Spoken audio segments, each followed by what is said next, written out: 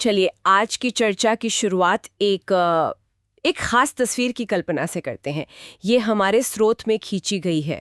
सोचिए अमेरिकी राष्ट्रपति बैठे हैं और उनके सामने यूरोप के कुछ बड़े नेता कुर्सियों पर। स्रोत का मानना है कि भविष्य के इतिहास की किताबें शायद इस सीन को अमेरिकी दबदबे और यूरोपीय अधीनता के प्रतीक की तरह देखेंगी। जी, और आज हम इसी पर आधारित जो लेख है, जिसका टाइटल है अमेरिकी दबदबा और यूरोपीय नेतृत्व का समर्पण, उसकी थोड़ी गहराई से पड़ताल कर रहे हैं। हाँ, हमारा मकसद है कि स्रोत क्या कह रहा है उसे समझें, मतलब अमेरिकी प्रभाव, फिर यूरोपीय नेताओं के रिएक्शंस, और इसमें जो कुछ अजीब से विरोधाभास दिख रहे हैं उन पर बात करें। बिल्कुल।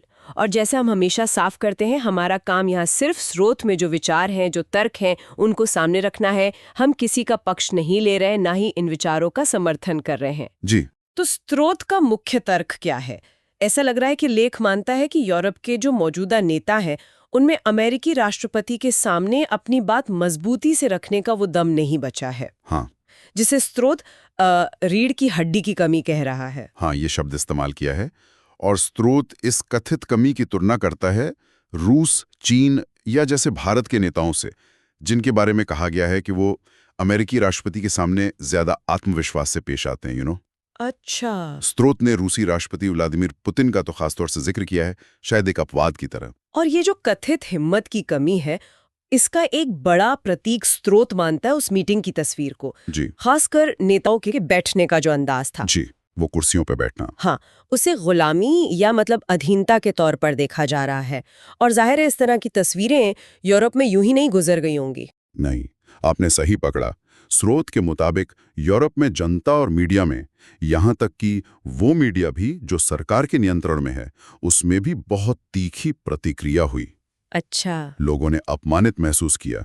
नेताओं पर तो आजादी बेचने तक के आरोप लगे। मतलब सवाल ये उठे कि भाई ऐसी बैठक व्यवस्था को स्वीकार ही क्यों किया गया। स्रोत यहाँ एक थोड़ा लंबा नजरिया अपनाने की भी कोशिश करता है, जैसे हम अक्सर साम्राज्यों को उनके पतन के बाद ही सही मायने में समझ पाते हैं ना। हाँ बिल्कुल, और ये ऐतिहासिक तुलना महत्वपूर्ण है। स्रोत कहता है कि साम्राज्यों का असली इतिहास, चाहे वो मुगल हों या ब्रिटिश, उनके पतन के बाद ही लिखा जाता है। तो ये कनेक्शन बना रहा है। जी, स्रोत का अनुमान है कि भविष्य में जब शायद अमेरिकी प्रभुत्व कम होगा, तब इस घटना को उसके पतन के शुरुआती संकेतों में गिना जा सकता है। एक और दिलचस्प बात जो स्रोत उठाता है वो है ट्रम्प के पहले कार्यकाल और दूसरे कार्यकाल के दौरान यूरोपीय नेताओं के रवैये में कथित बदलाव। हाँ, ये भी है। स्रोत कहता है कि पहले कार्यकाल में यूरोप के जो पुराने नेता थे वो ट्रम्प को घेर कर मुश्किल सवाल पूछते थे। जी, वो एक अलग दौर था। जबकि स्रोत के अनुसार दूसरे कार्यकाल में यूरोप की जो नई लीडरशिप है, वो बिल्कुल अलग दिख रही है। ऐसा कहा गया है कि इन नए नेताओं ने कथित तौर पर ट्रम्प के सामने एक तरह से समर्पण कर दिया है।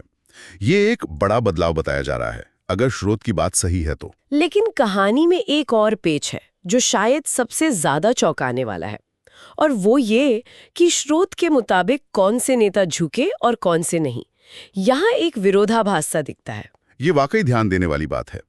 स्रोत के अनुसार जिन नेताओं ने कथित तौर पर समर्पण किया, उनमें से ज्यादातर वो थे जिन्हें मतलब राष्ट्रवादी माना जाता है। हाँ, जैसे कौन? जैसे जर्मनी के मर्ज, इटली की मेलोनी, हंगरी के ऑर्बन और यहाँ तक कि फ्रांस के मैक्रो भी, जिनका झुकाव हाल के वर्षों में राष्ट्रवाद की तरफ बढ़ा है। ये तो अजीब है। आमतौर पर तो उम्मीद की जाती है कि राष्ट्रवादी नेता शायद ज्यादा मुखर हों, है ना? बिल्कुल, लेकिन स्रोत ठीक उल्टा बता रहा है। उसके अनुसार स्पेन, पुर्तगाल, स्विट्जरलैंड जैसे देशों के जो उदारवादी नेता थे, वो कथित तौर पर इस तरह नहीं झुके। अच्छा। न तो वे अमेरिका गए, न ही इस तरह की बैठक में शामिल हुए। स्रोत कहता है कि इससे यूरोप की जनता और भी हैरान है। तो जनता क्या सोच रही है इसके बारे में? जी, स्रोत के मुताबिक जनता में ये सोच पनप रही है कि भाई इससे बेहतर तो शायद उदारवादी ही थे, जो कम से कम अमेरिकी राष्ट्रपति के सामने खड़े रहने की हिम्मत दिखाते थे।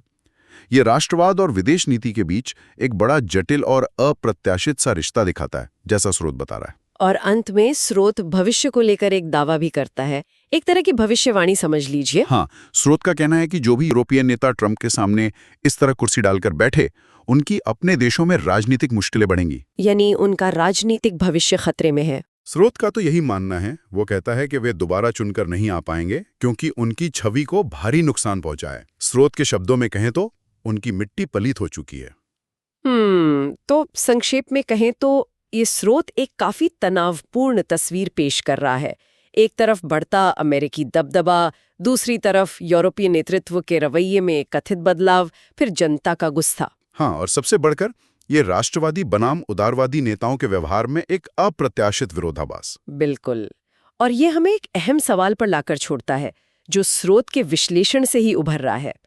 क्या ये घटना, जैसा स्रोत दावा कर रहा है, वाकई भविष्य की इतिहास की किताबों में एक महत्वपूर्ण मोड़ के रूप में दर्ज होगी? हाँ, मतलब अमेरिकी प्रभुत्व के शिखर, या शायद उसके ढलान की शुरुआत का प्रतीक, या फिर जिन कुछ नेताओं ने दूरी बनाए रखी उनका प्रतिरोध किसी अलग तरह के भविष्य का संकेत देता है। जैसा स्रोत खुद ही कहता है, असली कहानी तो शायद वक्त ही बताएगा, है ना?